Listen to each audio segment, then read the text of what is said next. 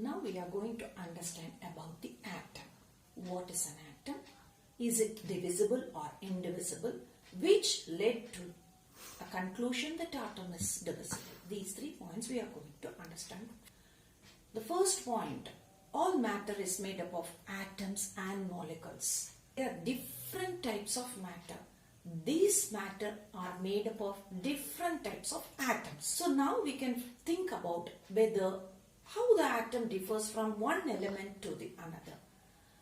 Dalton, the scientist who found that atom is indivisible. If it is indivisible, how it changes from element to element, the question arises.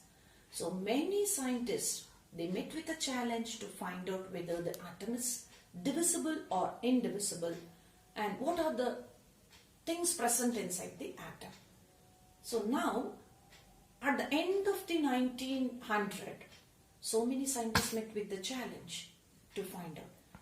At last they came to a conclusion from the static electricity.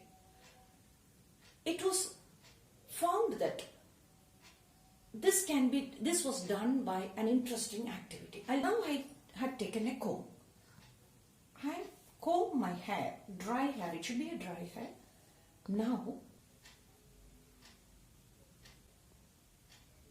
Now you can see the paper gets stuck to this comb.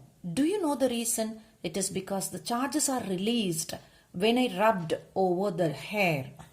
It is because of that it attracts the paper pieces. Now I'll explain it.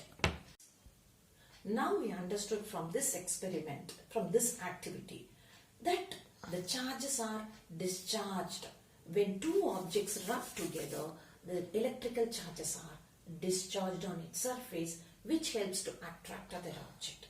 So this led to the conclusion that atoms are divisible. It is not indivisible, it is divisible. That is understood clearly.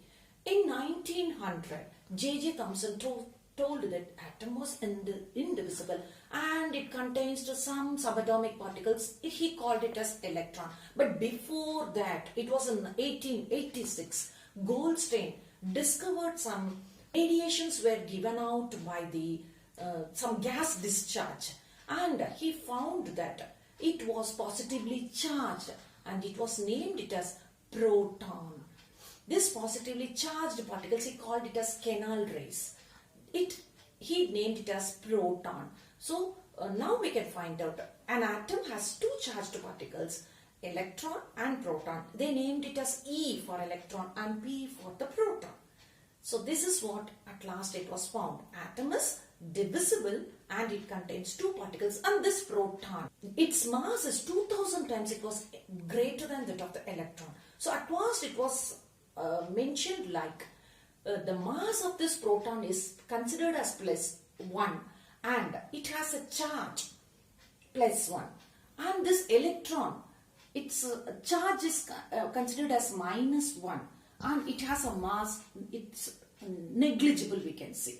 So that was the assumption it was made at last. Finally, it was concluded that an atom has proton and electron mutually balancing their charges.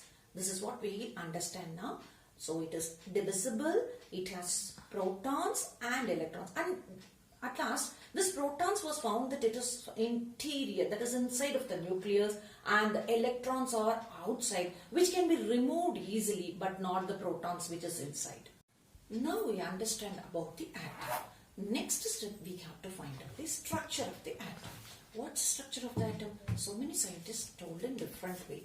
It was first proposed by J.J. Thomson that the atom is nothing but a positive sphere in which the electrons are embedded in it, which is similar to that of the Christmas pudding.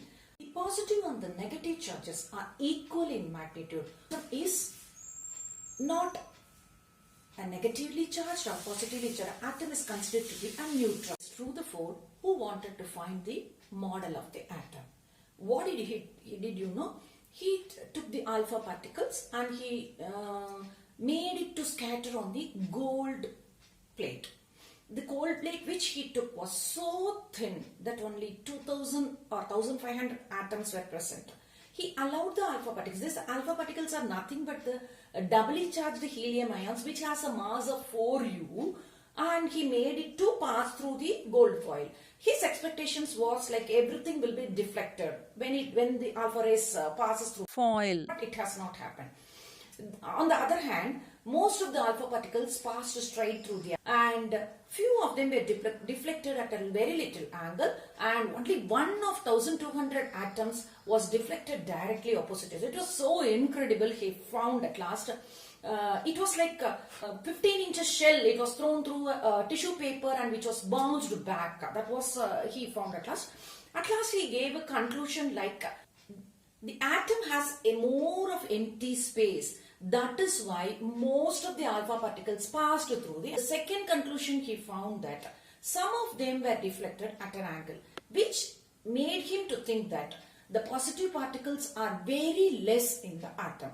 One or two are deflected directly, which made him to understand that the positive charges and the volume of the gold metal are concentrated in a place very little.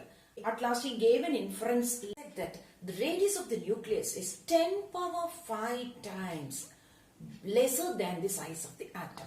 The positive charged particles are residing in the center of the atom, which he called it as nucleus, and the electrons are moving around the nucleus. And the size of the nucleus is very less when compared to the size of the atom. This is what the conclusion given by Rutherford. So this is the atomic model according to Rutherford. Thank you.